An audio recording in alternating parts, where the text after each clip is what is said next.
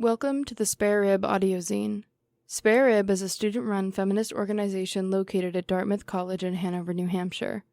This is the Fracture edition, published in summer 2022.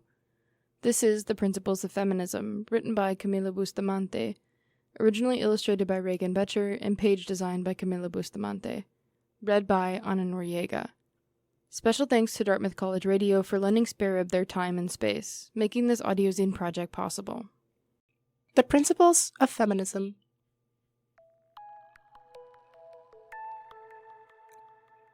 One. What is feminism? Feminism is the ideology of women's liberation. It is materialist, that is, it analyzes society and history through the method of dialectical materialism, which constitutes its scientific character. It is also radical, that is, it goes to the root of women's oppression, the existence of social classes. 2. What is a woman? Woman is a category referring to a social sex class which has specific cultural, economic, and political relations to its opposing sex class, man. 3. What is sex class? Sex class refers to the understanding that womanhood is built up as a social class following the Marxist logic of economic class, where there is a class that expropriates and exploits, the male sex class, and a class that is exploited, the female sex class. Obviously, this is a general rule. There are certain exceptions and gray areas, which further highlights the social construction and relativity of the matter. Sex is used here with the understanding that it is an unstable social category, not an essential one. Footnote: it is also worth pointing out that there are other sex classes in which people may fall, some either closer in experience and political interest to the male or female sex classes. This can be thought of as analogous to the class Marx calls the petty bourgeoisie, which, whilst not proletarian or bourgeois, will align with whatever class serves its political interests better.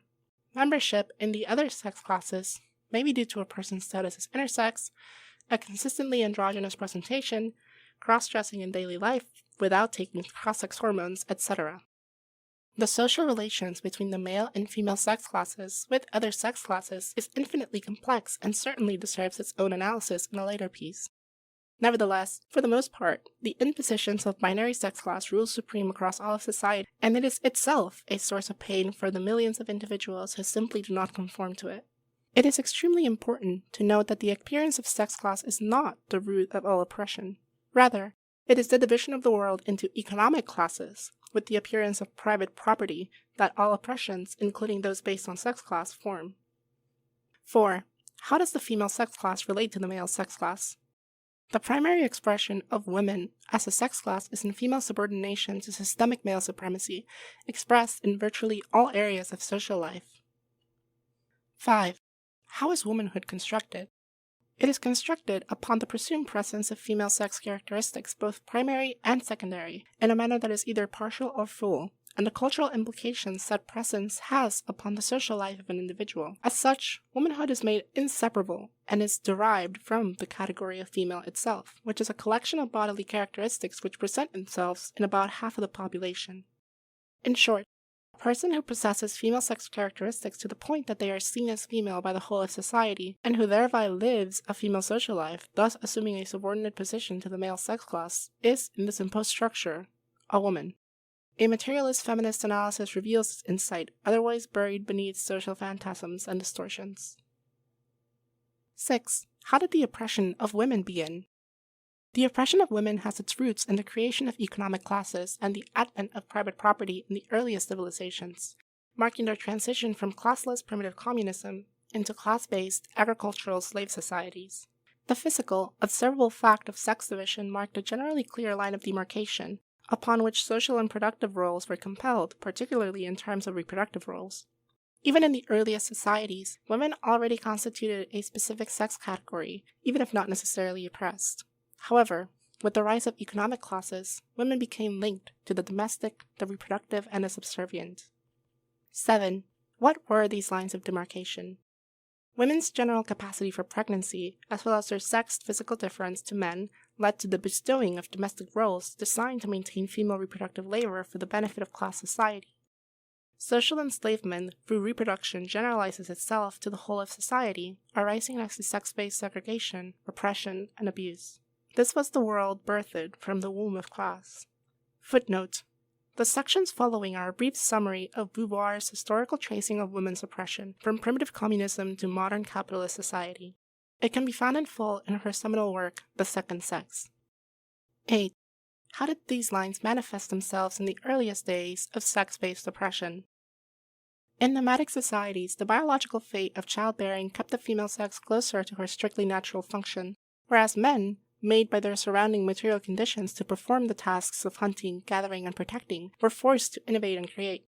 In doing so, under the Marxist concept of species being, men were given the ability to rise beyond their own animal nature, towards a genuinely human nature. Women, on the other hand, were denied the ability to transcend, to create, and to become human. This is the default, unfortunate material template from which patriarchal society would eventually rise. 9. How did sex class manifest in ancient agricultural slave societies? In spite of the aforementioned template, there were no institutions from which sexism could be perpetuated before the emergence of economic classes. With the rise of agriculture came the rise of classes, where the dominant economic relation was first that of a slave and master. Here, as women took on stewardship roles in agricultural production, the association between women and land was born, tied together with notions of fertility, destiny, and sedentarism. For some time, the land was a woman's domain at the micro level, yet both were still under man's domain. As such, the man who acquired land by extension also acquired the women who worked it. The invention of bronze and iron further tempered the heavy chains that bound women to an inferior position in relation to men. As man made fellow man into slave, he found superior sources of production in all fields, thus casting women entirely into the domestic sphere. Now, not only was she excluded from the productive process, but her own existence could not be recognized by the male as similar to his own. Man comes to mean human, resigning woman to something else. A relationship of exploited and exploiter fully takes shape. In short, as per Beauvoir, woman was dethroned by the advent of private property. All around her, the walls of patriarchal society began to cover the shining sun and fertile fields that had once been hers. 10. How did sex class manifest in the age of antiquity? As civilization developed, woman became fully the property of man. He controlled her home, her movement, and her existence. Babies born female were often killed, as they were undesirable and burdensome, and female adulthood, where it was allowed to persist, became merely a gift conceded by the patriarch. From the Arabian Peninsula to the Western Shore and back to Rome, these social divisions on the basis of sex continued to extend into a web of inescapable sex-based exploitation. Religions, philosophies, and moral systems were erected, creating cultural justifications for the state of affairs. Female torture, rape, and murder becomes collective spectacle, and God thus decreed that woman was traitorous, evil, and inferior, her only worth coming from blind devotion to her divinely bestowed subjugation. Of course, not all societies were the same. In Egypt, for example, due to the fact that all land belonged to the king, yet was worked by the populace, inheritance was meaningless.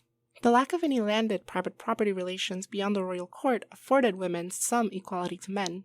Similarly, in Sparta, where communal property relations still existed and the nuclear family had not yet been formalized, women were free, genuine adults with similar legal and de facto rights to men.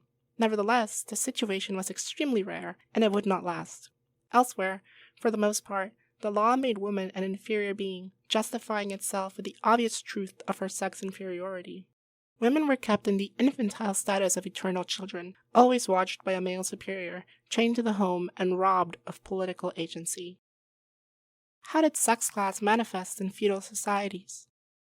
Feudalism involved massive changes in property relations across the Old World, which led to many confusing, contradictory realities for women. It was the time of lords and serfs, of knights and priests. In some regards, women's rights were elevated. In most others, they were further restricted, most significantly in relation to her economic privilege or dispossession. A woman was most free when unbound and assimilated to polite society. Marriage, now monogamous and inseparable from property, became the newest institution from which to enforce the natural inferiority of the female sex. At the same time, love became primarily restricted to the realm of the extramarital. Prostitution thus became truly endemic, and whilst church and state feigned opposition, St. Thomas Aquinas himself argued its utility in maintaining social order. Prostitutes are to a city what sewers are to a palace. Guardianship slowly shifted from private to public, both affording women more protection yet further restricting her freedom and mobility. Nevertheless, wives continued to be treated like property and routinely abused. These convulsions were not limited to Europe. Across the world, in China, with similarly rapidly changing property relations during the Song dynasty, Neo-Confucianism arose to be the dominant social ideology. Thus, women's situation deteriorated to the point that she was barely above the status of cattle. For example, brutal practices like food binding became common, even among aristocratic women. Chinese women were physically rendered subservient, their mobility severely reduced, their dependence on males made complete. Only after a millennium of humiliation and exploitation, with the establishment of the People's Republic in 1949, did circumstances change. 12. What was the influence of colonization and the rise of global European empires? In much of the New World, relations between the sexes were markedly different from those of the Old World, principally due to the different material developments of said society. For example, José Carlos Mariátegui, founder of the Communist Party of Peru, described the Inca Empire as a society which largely escaped Marx's traditional model of historical development, women holding a role complementary to men's.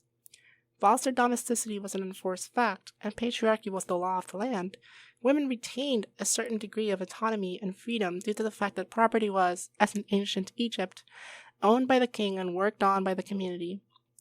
With the Spanish conquest of Peru, this system was violently replaced with a semi-feudal regime, drastically reducing the rights of women. Similar stories repeated themselves across the Americas, Asia, and Africa. This is not to say that these societies were paradises for women. Most were still strongly oppressive and exploitative. Nevertheless, European conquest often only worsened the female situation by bringing destructive changes to their material conditions. 13. How did the creation of race impact the female sex class? The concept of race was absent in human culture until the late 16th century. Its first emergence was in the context of European New World colonies as a tool to force people into different social classes based on their physical attributes, thus creating a strict hierarchy from which to enforce European rule. The goal? To maintain the flow of capital from the colonies to Europe, thus enriching colonial powers. Within the female sex class, race created subdivisions from which to enforce the most brutal patriarchal oppression. For example, in much of the New World, indigenous women were degraded nearly to the status of slaves and were forced into marriages with their conquerors, serving as their spoils of war. African women found themselves in the New World as actual slaves, forced to produce more slaves to perpetuate the accumulation of wealth for their master. These are a few of the many specific relations born out of property relations and the need to accumulate capital that largely determined how the artificial creation of race impacted the oppression of women. The creation of race is intimately tied to the project of colonization. It is important to note, once more, that said project was largely carried out with one principal motive, the accumulation of capital in the context of rising industrialization in Europe. Without South American gold, the factories in England could have never arisen. Colonization did not occur because Europeans were inherently evil or hateful, nor was it initially driven by racial ideologies, as these did not previously exist. Existing notions of race emanated from changing class relations, as well as Europe's geographical and historical position. 14. How did sex class manifest throughout the rise of capitalism? Industrial development gave some European women an escape route from the confinement of the home. Far from an emancipatory historical event, however, it was a substitution of one oppression for another. Across the rising factoryscapes of the continent, women toiled for the very lowest wages. Legalistic battles driven by class struggle and the reactionary state continued to pull between greater freedom and greater repression. Marriage ascended to a higher expression as a bourgeois economic contract principally about the consolidation of the family, property, and inheritance. 15. Why is economic class the central contradiction throughout all of human history? All forms of oppression stem from economic class divisions, between a class that exploits and a class that is exploited. As such, sex class itself flows from economic class. This is a historically observable fact, and it is indisputable. To say that all oppressions stem from and are manifest in class is not class reductionism. At the same time, it is important to resist the notion that all oppressions operate on the logic of serving capital. Banning abortion in certain U.S. states is not a decision made because of mechanistic capitalistic profit motives. It is primarily made due to misogyny. Materialist feminism argues that said misogyny historically originates firstly from economic class and private property, which in turn created divisions based on sex class. The end of sex-based oppression can thus only be met through the abolition of class, both economic and sexual. 16. Can bourgeois women struggle side by side with proletarian women? No! Although bourgeois women belong to the female sex class and are oppressed on such basis, their commitment to their capital accumulating position in terms of economic class makes them incapable of truly advocating for female liberation. Patriarchy is a system entangled within the capitalist system at large, having long been a consequence of class societies as a whole. As such, the interests of bourgeois women conflict with global female liberation in spite of shared points of oppression. Unless a bourgeois woman renounces her class position, devoting herself unequivocally to the leadership of working class organizations, she will stand resolutely in opposition to the feminist movement. 17. Can white women struggle side by side with women of color? Yes. However, they must do so with a clear understanding of their position. While we are all oppressed on the basis of sex, women of color have the added burden of colonial, race-based oppression. White women must uphold, defend, and apply the anti-colonial, anti-racist struggles spearheaded by colonized women, especially in the Third World. They must defer to colonized women whenever these oppressions arise, and furthermore, be accomplices. 18. Is the struggle for women's liberation global and generalized? Yes. The socialist revolution is a global event, involving every country and peoples of the world. As the feminist revolution is a necessary component of the socialist revolution, it too must be global. International revolutionary sisterhood does not currently exist. It is our historical mission to organize, actualize, and weaponize it against the forces of patriarchy and capitalism. 19. What are the types of feminism today? A. Bourgeois. I. Liberal. This is the feminism of black square Instagram infographics, TikTok bimbo videos, and I'm with her establishment politics. It is a shell of feminism, lacking any kind of systemic material analysis of society. It is the feminism of simplistic, uninterested, and often bourgeois, often white women, principally concerned with their immediate problems. As such, it defends the current system of exploitation and death, remaining blind to the struggles of working-class women, principally colonized working women. The necessity of a more radical road causes the liberal feminist to shiver in fear and duck her head in the sand. 2. Intersectional. Intersectionality begins its life as a useful legal framework pushed forth by Kimberly Crenshaw in the context of the Griffin Field versus General Motors. As it developed, the advocates of intersectionality, by this point a principally academic movement, posited it as a response to all that came before. It also takes from postmodern philosophy, mainly that of anti-communist, pro-imperialist child abuser Michel Foucault. Scientific socialism, materialism, and class politics were critiqued as outdated, reductionist, and Western. Ironic, coming from an ideology which barely exists outside the United States. Instead, under intersectionality, all axes of oppression are considered equally, making class just another axis rather than the central contradiction. Furthermore, the rejection of materialism means that there is no adequate historicizing of social phenomena, instead relying on anachronistic idealist visions that say history happens mainly due to changing ideas, not economic changes. This prevents intersectionalists from adequately tackling the political problems of our era. Intersectional feminists are certainly more advanced than liberal feminists, and this is their greatest strength. Yet, despite pushing for a vague revolutionary transformation, they are often unable to think in a strategic, concrete, long-term manner. In this sense, they are similar to anarchists.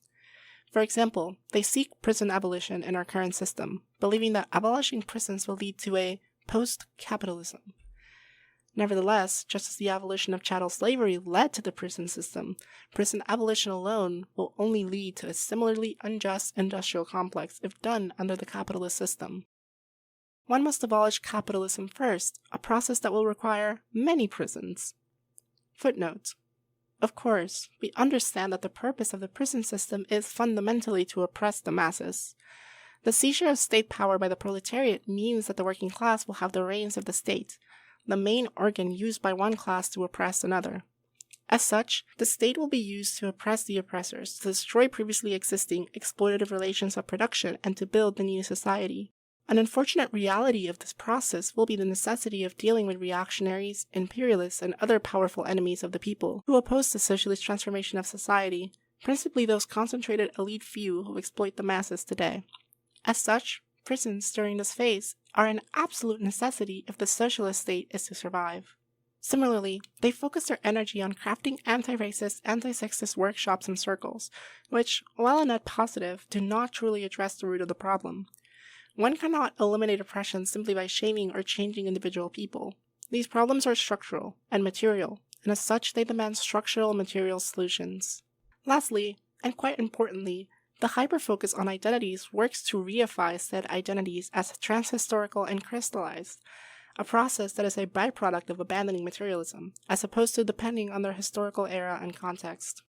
If a brown Bolivian woman is truly free, then she is no longer a brown Bolivian woman.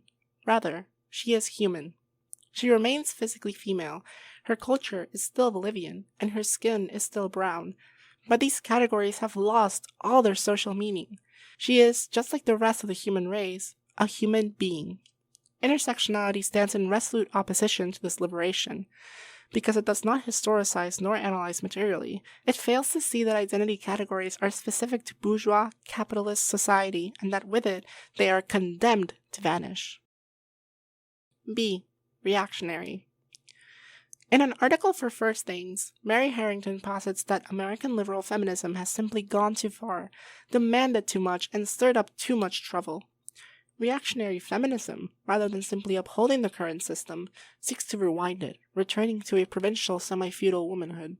This movement is obsessed with the supposed essence of womanhood, declaring that a woman's happiness depends on her conformity to a patriarchal society. They are often vitriolically bigoted, particularly towards trans women and girls, seeing their very existence as immoral. For the reactionary feminist, a woman is only her womb, her pretty face, and her ability to keep her husband content. In other words, it should truthfully not count as feminism. It seeks not to smash her chains, but to thicken them and paint them in floral patterns. C. Materialist. Although severely unarticulated in the first world, the materialist tradition of feminism is one that spans 2 centuries, 7 continents, and thousands of nations. It is the feminism of the early materialists, of Eleanor Marx and Clara Zetkin. It is the feminism of Alexandra Kollontai and Rosa Luxemburg. It is the feminism of the millions of nameless women who dared to look up to the sky from the misery surrounding them, climbing the steepest mountains to build, brick by brick, a new society. Materialist feminism is continually shunned and marginalized in the academy, in the media, by common sense. And yet, in every action, protest, and social movement where the demands of the female sex class make themselves heard, materialist feminism finds its rooting. It is the feminism that, upon coming home from the protest, analyzes with the pen, yet refuses to simply remain on the page. Academics analyze. We seek to transform all currently existing social conditions. 20. What are some of the ideological positions that the feminists uphold? The feminists are ruthlessly critical of all that exists. The feminists hold an anti-essentialist view, decrying any notion of innate femininity, masculinities, divinities, traits, energies, and other such idealist drivel. They understand womanhood as a category arising from social interaction, built in correlation with and from sex as previously defined. The feminists oppose liberal reformism. Though they may lend their strategic support to certain temporary measures through traditional bourgeois political channels, such as electoralism, their true aims are clear. Nothing short of revolution will free us. As such, they uphold the truth of all revolutionary movements. It is right to rebel. The feminists oppose the sex trade as an inherently exploitative, abusive industry. They struggle for its total abolition. No person should have to sell their dignity to survive. Footnote. To learn more on this specific issue, you can read Revolution Through a Woman's Eyes, published in the Apparition edition. The feminists oppose the porn industry on similar grounds as an abusive, coercive hub of assault and child abuse. It is the greatest propaganda arm of female hatred. As such, the feminists struggle for its complete abolition as well. The feminists stand in unyielding solidarity with the struggles of all other groups oppressed by the patriarchy, such as the LGBT+ community. They support and partake in their liberatory movements. The feminists uphold revolutionary Marxism, the most advanced methodology and ideology of liberation in the present world. 21. What is the relation between the feminist struggle and the struggle for the abolition of class? One cannot exist without the other. Both the struggles of women and the oppressed classes are historically inseparable. As such, to be a feminist is to be a communist, and vice versa. 22. What is the final goal of the feminist movement? The abolition of woman as a sex class. The creation of a world without classes, money, or states. A world where we are finally free, joyful, and fully human. The closing of the gap between being female and being human, so that being born is never again a crime punished with a lifetime of oppression, humiliation, and exploitation. Women have nothing to lose but our chains. We have a world to win. So, will you dream with us?